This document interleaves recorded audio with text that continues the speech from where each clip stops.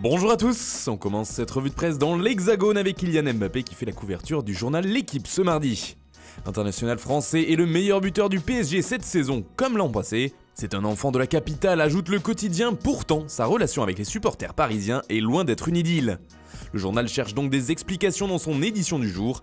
A noter qu'un autre Français fait les gros titres dans l'équipe, c'est Ousmane Dembélé. Selon le média, ses blessures à répétition ne s'expliqueraient pas par son hygiène de vie, lui qui est devenu très professionnel depuis de longs mois, mais plutôt par la gestion de son club. En effet, en interne, certains dirigeants blaugrana reconnaîtraient la responsabilité du FC Barcelone concernant les rechutes de Dembélé. La raison première serait que les entraînements du club catalan ne seraient pas du tout adaptés aux qualités physiques du tricolore.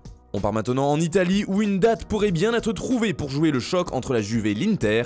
Une information qui fait la une du Corriere dello Sport qui explique que le derby d'Italie devrait se jouer lundi 9 mars. Une solution d'urgence qui ne plaît pas vraiment à l'Inter, encore engagé dans 3 compétitions. On témoigne les mots très forts de Steven Zang qui fait la une de Tuttosport.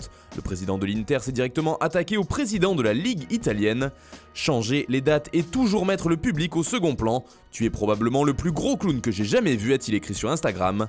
Oui, je suis en train de te parler. Notre président de la Ligue, Paolo D'Alpino, honte à toi.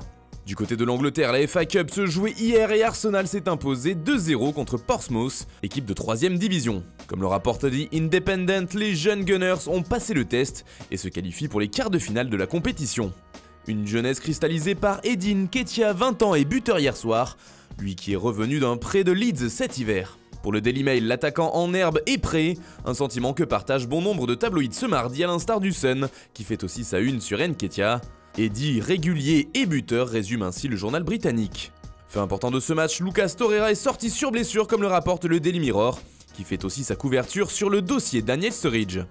L'attaquant anglais a résilié son contrat à l'amiable avec Trabzonspor. La raison est simple, il est suspendu de toute activité dans le football jusqu'au mois de juin et il est condamné à payer 170 000 € d'amende pour avoir enfreint les règles concernant les paris sportifs. Sturridge s'est dit dévasté par la nouvelle mais veut continuer de poursuivre sa carrière.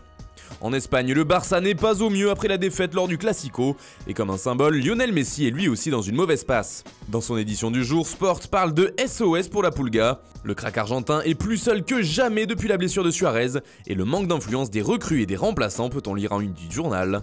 D'après Sport, le Barça est obligé de rebâtir une équipe pour mieux entourer sa star, avec par exemple le recrutement d'un défenseur central, d'un milieu, d'un ailier et d'un numéro 9. Et sur le site internet de Mundo Deportivo, on peut voir que le club catalan aurait déjà une idée en tête, avec Ferran Torres de Valence, joueur avec qui le Barça serait en contact permanent.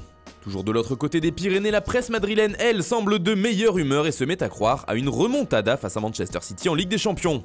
Marca explique ainsi que la victoire contre Barcelone a fait beaucoup de bien à l'équipe merengue, redonnant de la confiance aux hommes de Zidane. Tout est possible à Manchester, s'enflamme le journal. Et si le Real venait à renverser les Sky Blues, la lumière pourrait venir de Vinicius Junior, particulièrement en jambes lors du Classico. Le Brésilien fait d'ailleurs la une du journal AS qui lui donne un nouveau surnom, la vitamine V. Il faut dire que Vinicius a redonné un peu de peps à l'attaque du Real ces derniers jours. Voilà, c'est tout pour ce matin, bonne journée à tous, on se retrouve très vite pour une nouvelle vidéo sur Foot Mercato.